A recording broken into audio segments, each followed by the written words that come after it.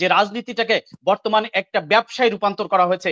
আমি আপনাদের মধ্য দিয়ে বলতে চাই, যদি ব্যবসা করতে হয়, যদি অর্থ উপার্জন করতে হয়, তাহলে আপনি ব্যবসা করেন। আর যদি মানবতার সেবা করতে হয় তাহলে রাজনীতি করেন। যদি মানবতার সেবা করতে চান তাহলে রাজনীতি করেন, আর যদি অর্থ উপার্জন করতে হয় তাহলে ব্যবসা করেন। ব্যবসাকে আপনি রাজনীতির মধ্যে নিয়ে আসবেন না। রাজনীতি কখনো ব্যবসা হতে পারে না। রাজনীতি কখনো উপার্জনের ক্ষেত্র বিশেষ হতে পারে না। রাজনীতি সেই করবে যার ভিতরে মানবতার প্রেম রয়েছে, যে মানুষের কল্যাণ করতে চায়, যে মানুষের ভালো চায়, যে দেশের কল্যাণ চায়, যে সমাজের কল্যাণ চায়, তারই দ্বারা রাজনীতি করা উচিত। যদি অর্থ উপার্জনই করতে হয়, আপনারা যারা অর্থ উপার্জনের জন্য যারা আপনার মরিয়া হয়ে আছেন, এই রাজনীতিকে যারা অর্থ উপার্জনের যারা হাতিয়ার হিসাবে গ্রহণ করছেন, আপনাদের কাছে বিনয়ের সহিত অনুরোধ করি, রাজনীতি কখনো অর্থ উপার্জনের হাতিয়ার হতে পারে না। রাজনীতি মানবতার সেবা হতে পারে।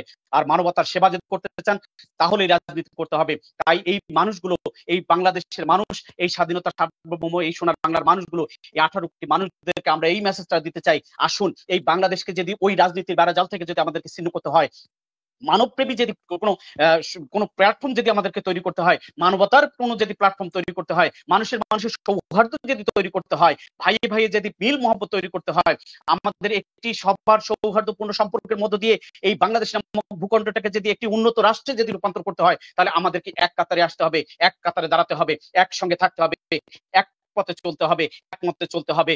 আর এটা চলতে গেলে অবশ্যই তার দ্বারা সম্ভব যার ভিতরে রাজনীতি আছে, মানব সেবা, তার দ্বারাই পক্ষে সম্ভব। আর যার ভিতরে রাজনীতি নামে ব্যবসা রয়েছে, তার দ্বারা কঠিন কালে সম্ভব নয়। এই কারণে রাজনীতি মানবতার সেবার কারণে আমরা মানবতার সেবা করতে চাই, আমরা মানবতার প্রেম অর্জন করতে চাই। মানবতার সেবা দিয়ে, মানুষের সেবা দিয়ে, মানুষের প্রেম দিয়ে, মানুষের ভালোবাসা দিয়ে এই সোনার বাংলাকে সত্যিকার অর্থে সোনার বাংলা রূপান্তর করতে চাই। আর এটা যদি করতে হয়, যার ভিতরে কলঙ্ক নাই, যার ভিতরে মায়া, যার ভিতরে রাজনীতি নামে ব্যবসার কোনো চিন্তা চেতনা নাই, যার ভিতরে শুধুমাত্র মানবতা এবং সৌহার্দ্য, যার ভিতরে শুধু কয়েকটি দলকে নিয়ে একটি আপনার হচ্ছে কি জোট গঠন করে তার নিজের স্বার্থ হাসিল করার এরকম যার চিন্তা চেতনা নাই, যার জোট হচ্ছে 18 কোটি মানুষের সঙ্গে, এই মহান নেতাকে যদি আজকে বাঙালি জাতি যদি আজকে বেছে নিতে পারে, তাহলে অদূর ভবিষ্যতে আপনাকে সুস্পষ্ট বলতে পারি, অদূর ভবিষ্যতে বাংলাদেশ নামক ভূখণ্ডে অবশ্যই অবশ্যই অবশ্যই বাংলাদেশ নামক ভূখণ্ড একটি সোনার বাংলায় রূপান্তরিত হবে। আর এর কোনো বিকল্প নাই।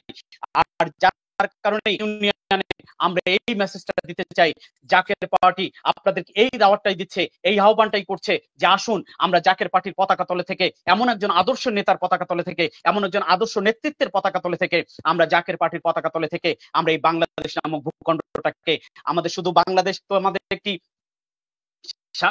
দেশ, আমাদের প্রতিটি সমাজ ব্যবস্থায় আমরা প্রতিটি সমাজে, প্রতিটি যে ইউনিয়ন থেকে, ওয়ার্ড থেকে, জেলা থেকে, সমস্ত ক্ষেত্রে আমাদের যেন একটি সুন্দর সোনালী ভবিষ্যৎ যেন আমরা পরবর্তী প্রজন্মের জন্য আমরা করে দিতে পারি, আমাদের পরবর্তী প্রজন্ম যেন সুন্দর একটি ভবিষ্যৎ যেন তারা রচনা